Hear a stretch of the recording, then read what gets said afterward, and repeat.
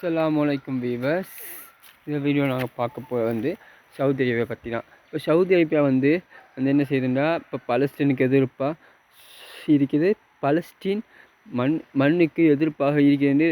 பல கோரிக்கை வந்தாலும் கூட அது உண்மைன்னு சொல்கிற மாதிரி இது செஞ்சாங்க. இப்போ இந்த மக்கா மதினா பொதுவாக போடுற ஒரு மௌலவி கதைச்ச கதை என்ன தெரியுமா?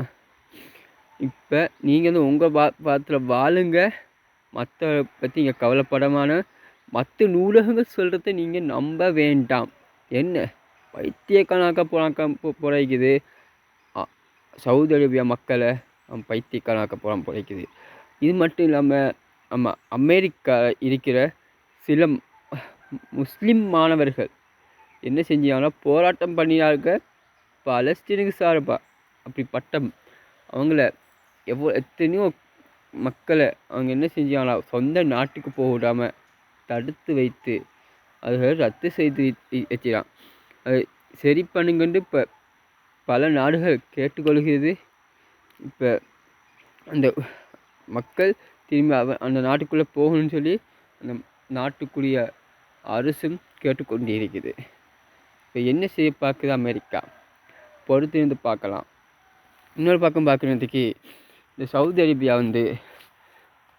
பலஸ்தீன் சார்பாக இருக்கிறத விட்டுட்டு அமெரிக்காவுக்கு வாழை பிடிச்சி தெரியுது, இஸ்ரேலின் வாழை பிடிச்சி தெரியுது.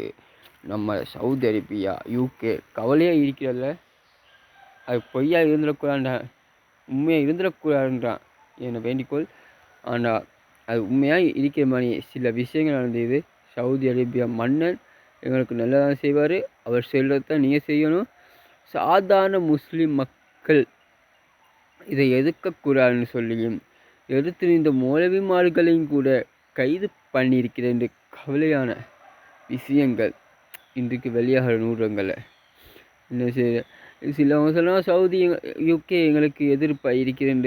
ஆனால் 3 நாடுகளும் எதிர்ப்பாக இருக்கின்ற. நான் கொஞ்சம் எதிர்பார்க்கலை. இப்போ எனக்கு கிடைச்சது சவுதியை பற்றி. சவுதியை பற்றி பார்க்கும்போது சவுதி மன்னன் செய்த காரியங்கள் என்ன தெரியுமா?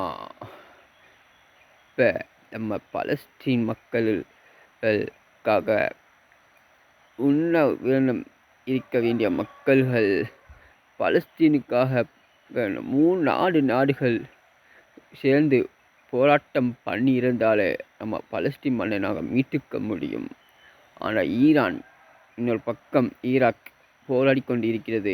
இங்கே லெபனான், சிரியா போன்ற நாடுகள் இஸ்ரேலின் கைப்பக்கம் இருக்கிறது. இன்னும் நடக்கிறது இங்கே.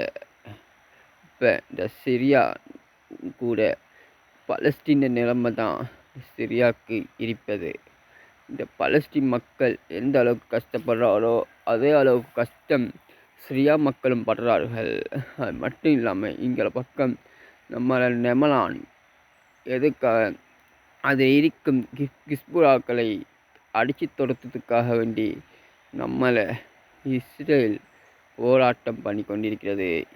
இன்னும் ஒரு பக்கம் கிஸ்புல்லா அடித்து கொண்டு இருக்குது, இன்னொரு பக்கம் ஹமாஸும் அடித்து கொண்டு இருக்குது, பலஸ்தீன் போராளிகளும் அடித்து கொண்டு இருக்கிறார்கள்.